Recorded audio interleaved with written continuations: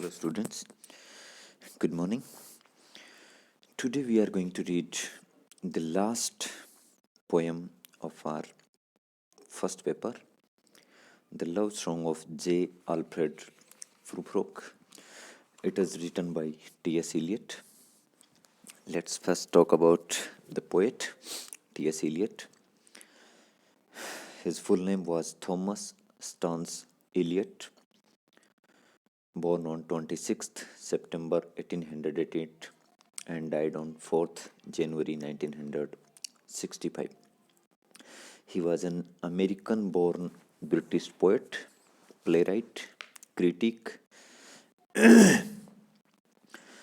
He was a major poet of the 20th century because what we call the modern poetry, he was the harbinger of that poetry. He was the best practitioner of modern poetry. He was also awarded Nobel Prize in Literature in 1948. He was born in Boston and he moved to England in 1914. He studied at Harvard and Oxford Universities, and then later on he worked for many jobs like teaching, banking, publishing, etc. And in 1927 he took the British citizenship and he left the American citizenship, and thereafter he lived his whole life in England. If we talk about the famous works of T.S. Eliot, Thomas Stans Eliot, then if we talk about poetry, then the first notable volume was Prufrock and Other Observation. It came out in 1917 and it included our current poem, Love Song of J. Alfred Prufrock, Preludes, Aunt Helen, then poems 1920. It contains Whispers of Immortality, Gerontion, etc. Then The Wasteland 1922. It was the long poem which is celebrated as the epitome of modern poetry in which the modern world is compared to the biblical wasteland, and it was a very vivid narration of how the modern civilization is degrading and how the things are going worse. The Hollow Man 1925, As Wednesday 1930, Four Quartets 1943. If we talk about the plays of T.S. Eliot, they were also lyrical plays by him. Murder in the Cathedral 1935, The Family Union 1939, The Cocktail Party 1949, The Confidential Clerk 1954, The Elder Statesman 1959. So these are the basic means popular works of T.S. Eliot which we have talked about, and in all of them the common thing was the modernity strain, in which he has talked about the sordid realities, lack of feelings, lack of sentiments, and that bleak picture of the modern world is present in all his works. Now, if we talk about the love song of J. Alfred Prufrock, again, it was a poem depicting the modern civilization, its sordid nature, the purposeless living of people, and the monotonous routine of this modern mechanized life. And this is the poem about the psyche of a person, of a lover, who is in love with some lady, and he wants to convey the feelings to his beloved, but he find himself unable to say this thing to her, to propose to her. So this poem presents the kind of hollowness and the hypocrisy of modern city life, and the person who is a representative of the modern life, he is disillusioned, and he's well educated, over civilized, highly eloquent, but emotionally he was sterile. He's not emotionally that kind rich. He can't express his feelings to his beloved even. And if when we read the poem, then we find out that the poem has an epitaph. Epitaph is those lines which are written as a kind of introduction, as a kind of leading link to the poem. They are taken from Dante's Inferno. Dante was a Latin poet, and it talks about the theme of the poem. In this poem, again and again, we see that it is a kind of interior monologue. When we talked about dramatic monologue. So, in dramatic monologue, what happens that there was a person who is uttering his feelings, who is uttering his inner soul to some imaginary listener. That is dramatic monologue, as we have read it earlier when we read the poems of Robert Browning, Rabbi Ben Ezra. Then we have read this thing, that how a dramatic monologue is performed in it. A single speaker addresses to some silent listener. But here in this poem, we cannot call it as a dramatic monologue, but we can call it as an interior monologue, because the man, he is talking to himself, to his inner soul, to his psyche, to his inner conscience. And the protagonist in this poem, it seems to be talking about a potential lover, and he passionately desires to propose to her, but he lacks the courage to do so. He practices many moves and many revisions and many decisions and indecisions, but ultimately we find that he is unable to do this thing. Though the title of this poem is Love Song of J. Alfred Prufrock, but the poem is not clearly a love song. Though love is the underlying theme, because he is trying to propose to his beloved, but in reality, the poem records the indecisions, hesitations, postponements of the proposal of the lover. The poem is rather a psychological poem which is intended to dissect, operate the suppressed feelings of the lover, especially his cowardice and irresolution which he has in expressing his feeling to the beloved. Now, let's begin with the poem. Now, these first 6 lines, this is the epitaph, which is in Latin. It is taken from Dante's Inferno.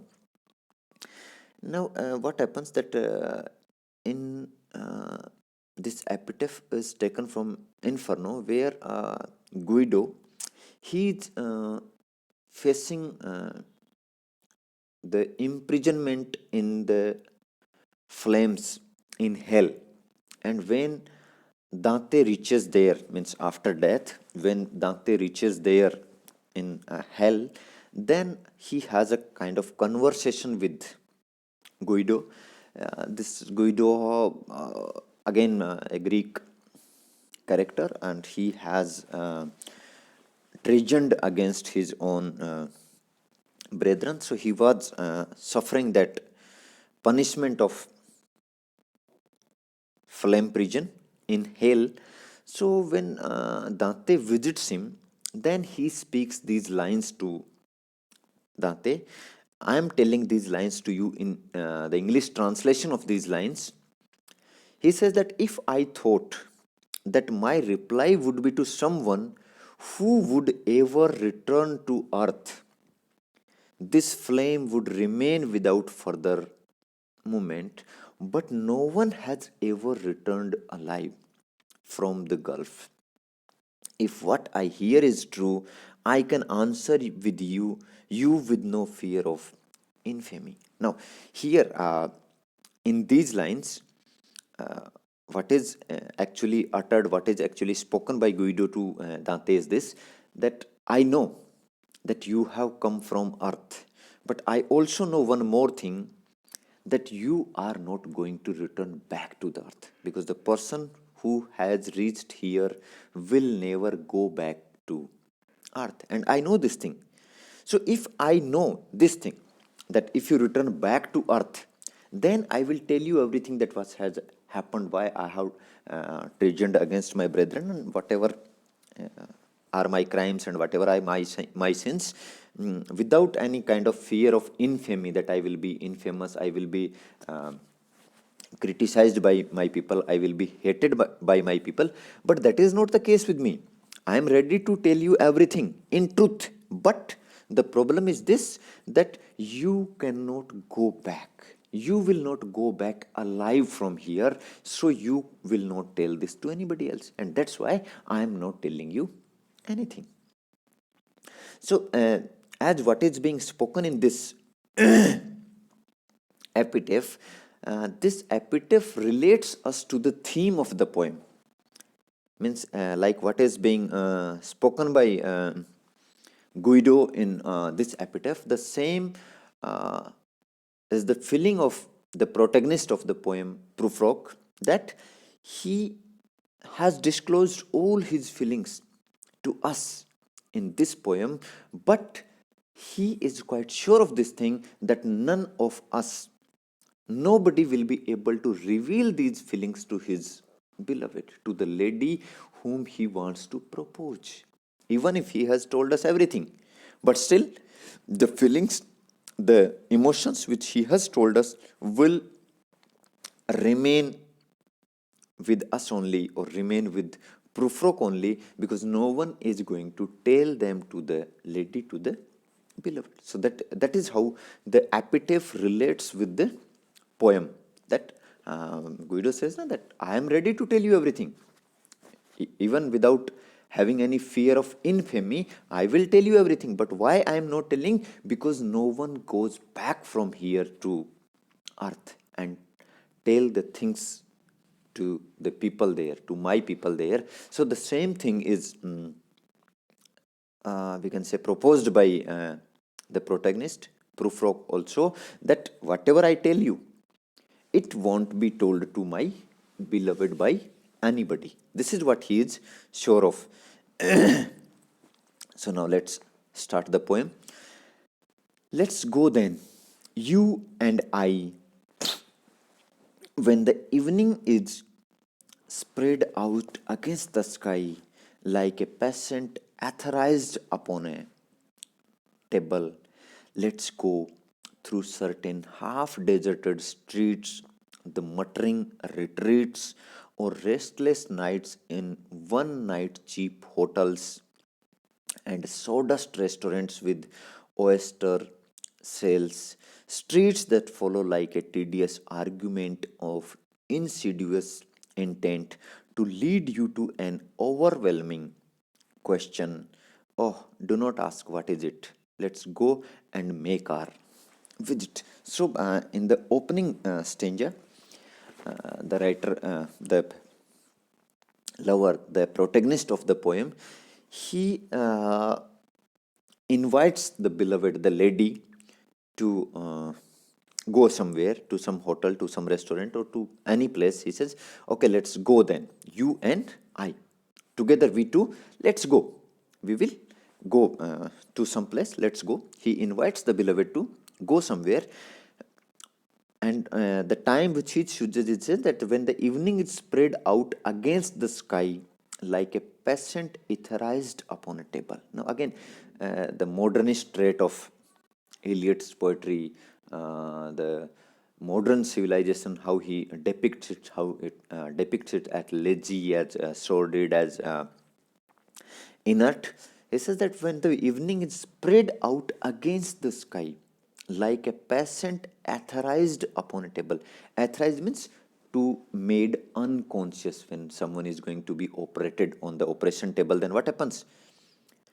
The doctors give him anesthesia to make him unconscious. So that kind of peasant, like a peasant, because that patient is alive, but he is like a dead person, means he cannot do anything. His physical capacities are put to hold. So that is the kind of comparison he makes.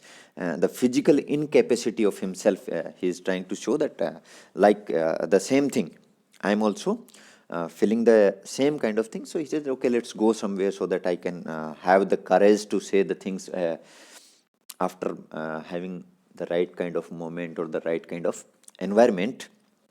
So it compares the evening, which is spread against the sky like a peasant who is authorized upon a table.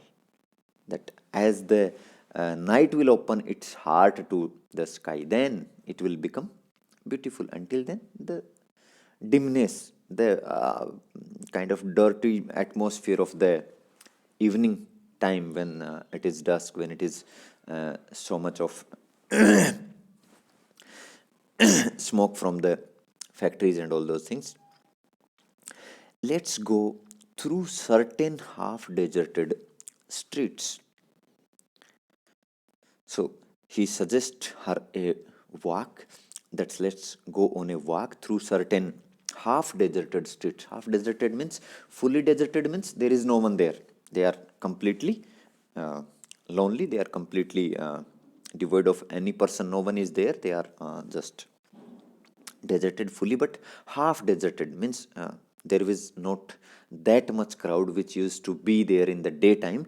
They are half deserted now. आधी सुनी, आधा जो भीड़ है, आधी जो general day crowd होती थी वो अब नहीं है वहाँ पे. The muttering retreats of restless nights in one night cheap hotels. Through the muttering retreats of restless nights in one night cheap hotels, means there are two kind of hotels. The one kind of hotels where we go on holidays, where we stay for 5 days, for 7 days, for 10 days, like that. And then there are those hotels which are near the railway stations, the bus stand, or like the commercial areas, where the person stay for a day only due to some exigencies, due to some emergencies. So he says through those cheap hotels which are generally occupied by one night stayers only, and sawdust restaurants with oyster shells. And sawdust restaurants, sawdust is the dust of the wood. लकड़ी को जब हम चीरते हैं, उसको जब काटते हैं, तो जो बुरादा निकलता है, लकड़ी का बुरादा, that is sawdust. So it says sawdust restaurants. Sawdust restaurants, perhaps we haven't seen sawdust anywhere in the restaurants. But what he is presenting here, what he is talking about, is those commercial places where the persons who are visiting those restaurants are working in those sawdust companies, जो लकड़ी को चिराई का, कटाई का और उनका वो जो काम करते हैं, उनमें जो मजदूर काम करते हैं, उनमें जो वर्कर काम करते हैं, वो लोग वहाँ विजिट करते हैं. और जब वो वहाँ विजिट करते हैं तो उनके पाँव के साथ लगी हुई वो सॉडस्ट वहाँ पहुँचती. वो कह रहे हैं ना चीप रेस्टोरेंट्स, चीप होटल, सस्ते जो होटल हैं, सस्ते जो रेस्टोरेंट, उनकी बात कर रहा है. विद ओएस्टर सेल्स, जहाँ ओएस्टर खाए जाते हैं, मतलब जो सी फूड है, सबसे सस्ता जो सी फूड है ओएस्टर, वो वहाँ खाया जाता है. तो through them streets that follow like a tedious argument of insidious intent. And through those streets who follow like a tedious argument of insidious intent. Insidious is a kind of engulfing, entrapping, just a kind of trap, है ना. एक ऐसा kind of discussion, ऐसे तरह का argument जो धीरे धीरे आपको अपने काबू में ले ले, जो धीरे धीरे आपके ऊपर हावी हो जाए, जो धीरे धीरे आपके दिमाग को जकड़ ले. इस तरह के आर्ग्यूमेंट की जैसी वो जो गलियां हैं, क्योंकि अगर आप उन गलियों में, होता है ना मेज जिसको हम बोलते हैं, जैसे आप कहीं नई जगह पे जाओ और अगर वहाँ ऐसी छोटी छोटी संकरी गलियाँ हो, तो कुछ देर बाद आपको क्या फीलिंग आती है, जैसे आप गुम हो गए हो, क्योंकि आपको नहीं पता कौन सी गली किधर जा रही है, आपको कहाँ जाना है, वहाँ इनमें से कौन सी गली लेके जाएगी. So that is that kind of argument, he says, of to lead you to an overwhelming question. And through that argument, through those means here he is not talking about the physical outer streets, physical outer cheap hotels, physical sordidity. He is talking about his inner self. वो अपने अंदर की बात कर रहा है कि इस तरह की अमेजेस, इस तरह की वो मेज, इस तरह की संकड़ी गलियां, इस तरह की संकड़े जो विचार हैं वो मेरे दिमाग के अंदर हैं. I can not bring them out. So उस तरह से वो धीरे धीरे उन संकरी गलियों से होते हुए मैं तुम्हें वहां तक ले जाना चाहता हूँ. कहाँ तक? To an overwhelming question. And what is that overwhelming question? Will you marry me? Yeah, do you love me? That is the overwhelming question, because he is intending to propose the lady. वो उन्हें propose करना चाह रहा है, वो उन्हें अपने जो इजहार है वो करना चाह रहा है. And for that he is talking about these things, that through those restaurants, through those streets, means he is talking about his inner self, कि उसके अंदर इतनी उलझने हैं, उसके अंदर इतनी जकड़न है कि वो उनको उनसे होते हुए धीरे धीरे वहां तक पहुंचना चाहता है. Oh, do not ask, but still he said, oh no no, don't ask, what is it, let's go and make our it. But he is so hesitant that when he says this thing, when the lady asks this thing, that what is it, कि हाँ बताइए क्या, what you want to say, what is that overwhelming question, then it says, let's go and make our visit. Don't ask this thing to me, that what is it, let's go and make our visit to the place where we want to. In the room the women come and go talking about Michelangelo. Again, means this line is kind of a useless line, है ना? Or he is talking about that restaurant or the hotel where they are going to pay their visit. So the room in which they are sitting, women come and go, means careless of what is happening here and there, women are coming and going, and they are talking about of Michelangelo. Michelangelo was a famous Italian painter. So again, this was a fashionable trait of the modern society to talk about the art, to talk about the paintings, to talk about the gravings, to talk about the idols or pictures or literature and all those things. And again, this is to show the hypocrisy, the hollowness of the society, because the ladies, they don't know anything about Michelangelo, but still, just to make a show of, just to show the kind of society which they belong, they are just. So this is a kind of satire against the modern society, that women come and go talking about Michelangelo. Means they are coming and going, they don't know what is happening in that room. The the protagonist, Prufrock, he is having a big problem, that he is unable to express his love to his beloved, and these ladies, they are talking about Michelangelo, who has portrayed love. So if they cannot understand the love of a man in front of them, how can they understand Michelangelo? So this is the hollowness, the lack of feelings, the lack of emotions of the modern society, which he is portraying through these lines. Okay, this is the introductory stanza. In our next lecture, we will talk about further that how he finds himself unable to say or speak anything to his beloved. This is it for the day. Thank you.